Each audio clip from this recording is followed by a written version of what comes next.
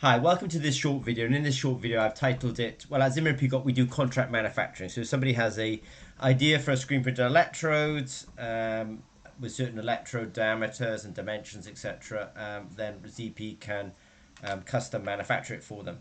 But I suppose the first question we're going to have to answer is, well, you want to design something. So let's talk about designing your first screen printed electrode. So my suggestion is we're going to do a webinar, by the way, and I'll link to that webinar underneath this video description or within the video description. But first of all, have the idea that in fact your sort of gross dimensions will on this electrode will be something like 7.2 millimeters wide and 26.3 millimeters long. In the webinar, we can sort of discuss in more detail sort of why I'm saying that. Imagine that you're making this really in 4 layers. So the first layer is just your substrate. So have this idea that you've got this area that's 7.2 millimeters wide and 26 millimeters long. Now in your next layer, you're going to print down your conductive tracks, and you'll also use the same material potentially for your counter electrode and definitely for your reference electrode. So I have the idea now that you're going to print down these kind of conductive tracks, and you're also going to put a sort of bit of functionality down and probably print your reference and counter. I'm going to dig into making this connector part in a minute. So there's a second part to this video, and just wait on and watch for that because I want to talk about the connector part here.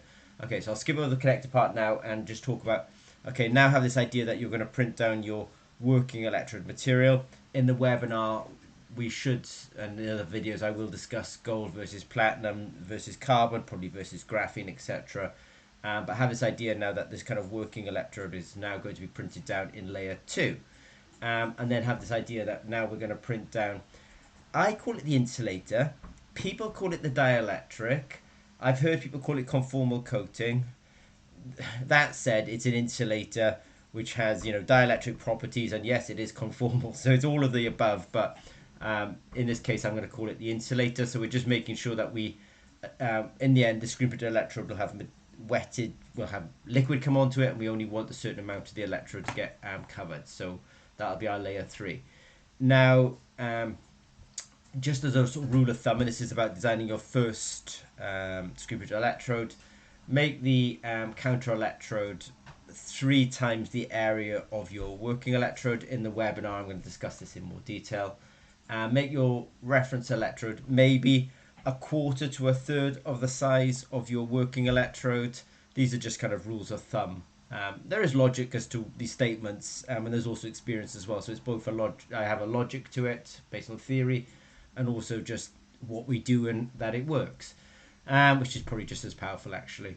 When it comes to the connector, I'm just going to be kind of quite precise about it, because I think by having a standard connector you can work with many potentiostats, you overcome sort of many downstream issues. So I said make your overall screen printed electrode 7.2 millimeters wide, stick to that. Maybe make this contact pad 1.5 millimeters wide. Maybe have a spacing of 2.54 millimeters. I'll say that again, 2.54 millimeters. You'll see that many manufacturers are all using the sort of same dimension, so you'll know it, but I'm also just emphasizing it.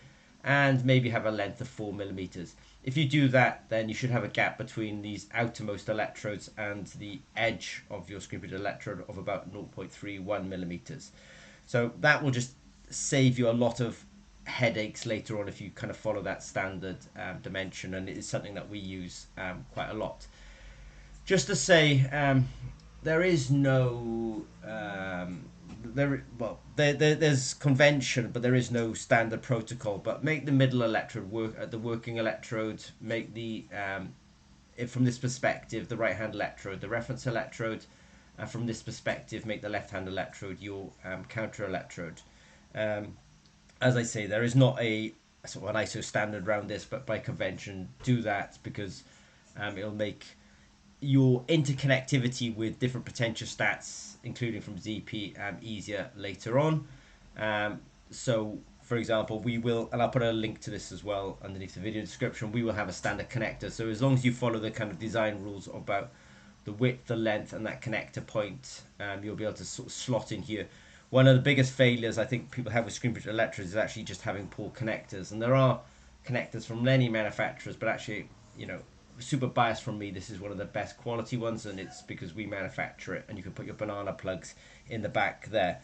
Most potentiostats, for example, have 2mm or 4mm banana plugs, and we do them in, if I can call it, both flavors.